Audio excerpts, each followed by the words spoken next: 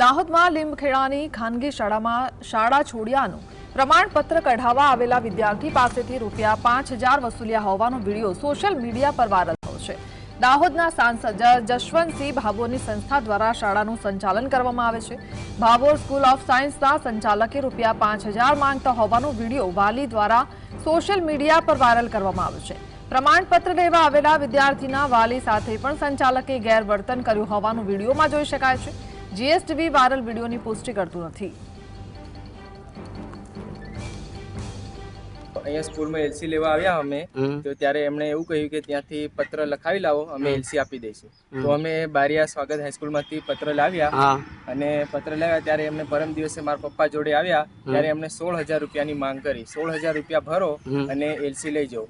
તો 16,000 રૂપિયાની સગવડ નથી અમારા જોડે, અમે પાછા જતા રહ્યા। તો કાલે પાછા આવ્યા હતા તો ત્યારે એમને એવું કહ્યું કે સારું વાંધો નહીં, 5,000 રૂપિયા ભરો અને એલસી લઈ જાઓ। તો કાલે પણ પૈસા નહોતા એટલે જતા રહેતા અને આજે ફરી અમે આવ્યા અને અમારા જોડેથી 5,000 રૂપિયા એમણે લીધા અને અમને એલસી કાઢી આપી।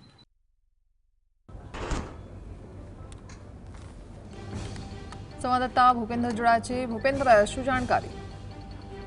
જી આપને જણાવી દઉં કે જે જાણકારીઓ મળી રહી છે એના પ્રમાણે કહી શકાય કે દાહોદની જે ભાભોર સ્કૂલ છે જેમાં સાયન્સના 9મા થી 12મા સુધીના વિદ્યાર્થીઓ અભ્યાસ કરતા હોય છે એમાં એક વિદ્યાર્થીએ એડમિશન લીધો હતો અને જાણકારી મળી રહી છે એના પ્રમાણે એમ કહી શકાય કે 2 મહિના સુધી એડમિશન ચાલુ રાખ્યું।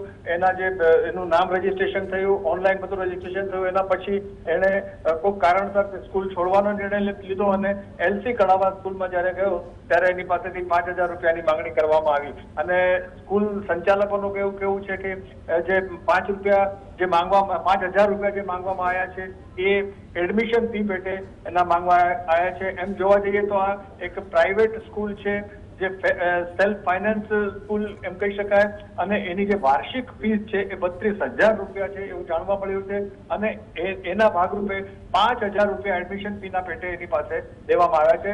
એલસી માટે કોઈ એની પાસે પૈસા લેવામાં આવ્યો નથી એવા શાળા સંચાલકો જે છે એમનું કહેવું અને માનવું છે। જી ભૂપેન્દ્ર, આભાર।